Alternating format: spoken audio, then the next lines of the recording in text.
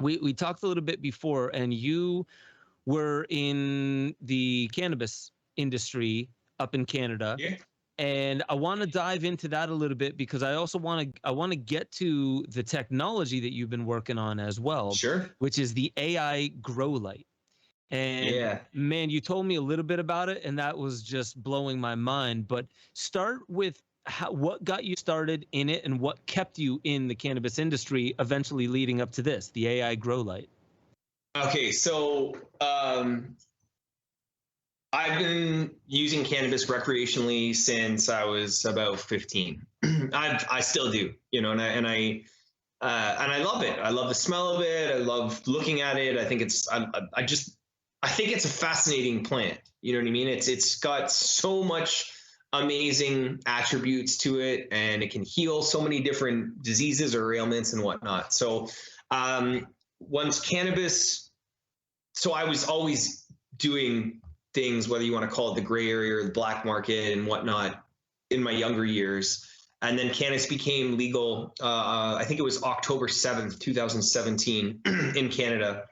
And, you know, just before that, I had a medical license to be able to grow anyways. It's called an ACMPR license. And I was never really good at growing cannabis. Like I would never smoke the product that I would make. I'd usually, you know, I'd grow it and it wouldn't taste well, or it wouldn't get me high enough, and didn't have the like flavonoids and everything that I was looking for. So usually what I would just do is take it and then extract it, either make it like an oil to smoke, or give it to one of my buddies to extract and make like a honey oil or something that, you know, would be more concentrated. And then, yeah, because hustling, doing my thing here and there. My friend runs the licensing business as well, so I was helping him, like posting on social media, hey, get legal cannabis, be able to grow it yourself. You can store it. You know, my license at the time, which I still don't understand why the government does this, but my license at the time allowed me to have 466 cannabis plants indoor, and I could store up to 80 pounds. I couldn't sell it, you know, legally. I couldn't sell it or anything like that. I can only use it for myself. Like at the time, before it was legal, you couldn't even gift it to people, where now you can actually gift about 30 grams. I think it's 30 grams to people. So as I was in this, I had a friend that kept telling me, like, come check out these grow lights, come check out these grow lights. And I like honestly wasn't interested. I just had no interest. It didn't have anything that struck my heart, my soul, anything like that. And then random synchronicity, I end up at the warehouse where they manufacture the grow lights to meet someone to talk about a strain that they had that I was interested in. And then they caught me. Like, I mean, they caught me off guard. I was in there, and then I was blown away, and I left that meeting telling Nixon, who's the CEO and the inventor, like the engineer of the technology. I was like, look, I need to help you. I need to be involved. Let me know what I can do. Let me leverage my contacts at Collective Evolution, True Theory. Like, this needs to get out to the world. And the long and the short of it, there's two aspects to it. First off, the technology is actually not even a new technology. The main light that has basically taken the analog version of growing, whether it's cannabis or any other plant, fruit, vegetable, microgreen, but we've taken analog industry and turned it digital. We've got a full spectrum grow light that it also has attributes of infrared, UV settings, lasers that literally top the plant for you. And then with all that being said, usually like your traditional grow light for cannabis would, you know, traditional old school ones that were high pressure sodium would be using about 1,000 watts of electricity. And ours, they're literally operating at between 50 to 85 watts. If everything was on full blast, it might be at 175 watts. But I mean, we're using like literally 83% less, like 83% or more less electricity than your normal cannabis grow light. But also because of the red light and the infrared light layering on top of each other, it creates this thing which is called the Emerson effect. I'm going to touch on this in a second. But the Emerson effect, it quantifies your rate of photosynthesis.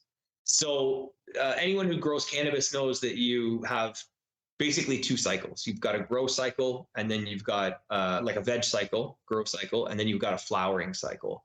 And traditionally, you're doing about 8 weeks of grow of veg, and then 8 weeks of flowering, give or take, depending on the strains and whatnot.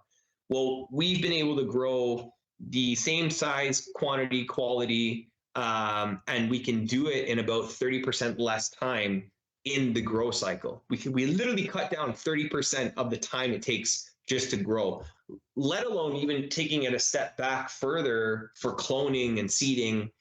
For if you take a seed and you're germinating it, traditionally what you do is you take the seed, you get it wet, you put it in like a paper towel, you wait about 5 days, and then it will get a little sprout on it, and then you put it in your soil or your medium, and then it takes a while to start rooting and growing up.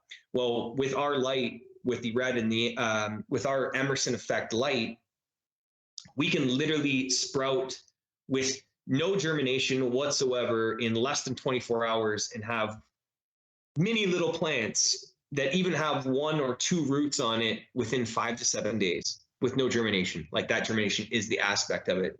So if you look, and in the screen there, there's a black and white picture of a gentleman by the name of Robert Emerson. This is the genius. Like, this is the guy. He was, I think it was 1952, if my memory serves me correctly, he discovered what is now called the Emerson effect. And by layering red light and infrared light at specific percentages, at specific times, he discovered that you can grow food bigger, better, faster. We even discovered with the combination of UV that you can change like the flavors, the color, in other words, like deeper reds for tomatoes and whatnot, deeper greens. But what's even cooler is, like with GMO foods, for example, genetically modified foods, that what they do is they splice the DNA. So first off, they can spray it with Roundup and it doesn't affect, like, the plant can still live and take the poison, absorb the poison, it can still grow. But the other reason what they do GMO for is, like, you go to Costco and everything's uniform. You go and get a box of tomatoes, for example, and there's 16 tomatoes and they're in a box, and every one, fits. They look exactly the same. It's like a printout, a 3D printer of printing, fruits and vegetables, genetically modified organisms, but they splice the DNA to be able to do that. Well, with the right settings, with our artificial intelligence combined with the infrared, the red and the infrared layer, the Emerson effect, we can literally grow tomatoes to whatever spec and size that we want within reason. So if you needed to have, a customer like Costco, for example, I'm going to use them as the, sort of the biggest conglomerate, and they want everything to be uniform, we can do that now. We can do it organically, and we can actually do it bigger, better, and faster, and less time with less electricity. And so that, when just knowing that we could grow food faster, eradicate, genetically modified organisms, reduce the cost of organic foods, that's what inspired me to really jump into the AI grow lights. It wasn't really the cannabis industry. The cannabis industry was like, there's just so many gray operations or even medical licensed operations where, I could be like, hey man, like, you guys have cash ready. It's a cash ready project. I don't have to ask any questions. I'm just here to help people grow bigger, better food or cannabis. And in that aspect, check out our Emerson Grow technology. You can be found on aigrowlight.com. And this will, change, as I said, you can, imagine if you can reduce your cost of electricity by 85%, which is your number one overhead cost when growing cannabis. And imagine you can also cut down a big portion of your human labor, which is, most facilities, you have people de-leafing and whatnot, but you also have topping the plant. So when the plant grows up, usually it would grow straight up and it has a cola, but then you can pinch the top and then it will grow 2 colas. And then you can pinch the top of those 2 colas, and it will grow 4, and so on and so on. Well, our laser system can do that. And then, bringing the artificial intelligence on top of the technology for the Emerson effect, we're still building it out and there's still a long way to go. But you can have the option of either manually modifying the settings on the app on the phone, or you can tell the app what plants there, cannabis, tomatoes, whatever, and then it can pick up and grow for you. All you have to do is water it and trim it and whatnot. You don't have to change the light settings. It will do it for itself. It's a default setting. And so what we're building now is sort of like an Apple iTunes library of recipes, which we call recipes of light, because literally it's different types of light recipes to grow different types of food. And like we would love to build this out, and the more people that bring their recipes in, the artificial intelligence learns from that, and then it can actually start making modifications and changes as it gets smarter and autonomous. So I mean, like there's it's great because it can do things bigger, better, faster, cheaper. The shitty thing about it is, though, it takes work away from humans. So there's like, what's the happy medium with technology? Like, is it making our life easier, better, faster, cheaper? Yes, it's doing those things, but is it also hurting other people during the way? Yeah. So like trying to find that balance is sort of one of the things that keeps me in check with the AI. And I mean, we could go on for hours about the tech. Is there anything else you wanted to touch on there that I might be missing? I wanted to touch on what you just said there was like, so there's that dual-edged sword to it, and the dual-edged sword is it's making the job easier, but it's taking jobs away. I think that is only an issue because of the system that we have today, where all the stuff that we produce, for the most part, is sent through a supply chain that has a third party to it that is an unfair third party. The tax man takes a bit too much. It doesn't make enough sense what those taxes are used for. And I'm not just talking about taxes here, but what I'm talking about is we have an economic system that, everything that you described would be amazing if people were growing their own food using stuff like this, but we're not growing our own food. We're stuck. Even when we're trying to make a ton of money, we look at the black market, and people are in their basements growing weed and they're trying to make a ton of money. That only looks shady because they're forced to do it in their basement and keep it secret. It only looks shady because of that. Because if you take away that, you just have people that are growing plants and they found a plant that they absolutely love. Now imagine if we were growing for our own community, right? We would love to have this machine. We wouldn't be like, oh, but we're taking jobs away from people. We'd be saying like, well, that just liberates time for us to sing and dance and celebrate and maybe do some other jobs that we haven't developed the AI for. Like that to me is what shows that this is where technology must go. I don't think we're going to roll back the hands of time and go back to a time before technology.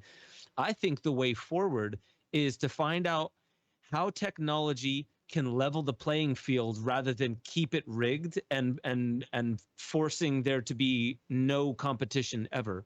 So we need AI to be more open source, to be more decentralized, distributed. We need server space that's doing the same. But I love the fact that we need more people using this grow light in order for there to be enough data. Now everyone's like, oh, big data, man, I can't stand that. Well, we're not talking about big data. What if there were decentralized open source data, fully transparent data? Then all we're talking about is, that data is improving the product. It's not improving the ability to be sold or to be scammed. It's open source. It's transparent. So I think what we're touching upon here is something truly remarkable, because I don't see any of those problems with the AI grow light. I find it fascinating that you can affect the genetic expression with blue light and red light and the ratios therein. Red light and red, specifically to quantify the photosynthesis, it's the red light and the infrared light at specific percentages that change with the time, and they also change per plant and whatnot. But I mean, generally speaking, there's a default sort of timeline and whatnot for majority of the plants, whether they're cannabis, medicinal, food, microgreens and whatnot. Totally. But it just, well, I wanted to see. Are you familiar with a guy by the name of Ron Finley? No. I found him when I was going through my awakening process.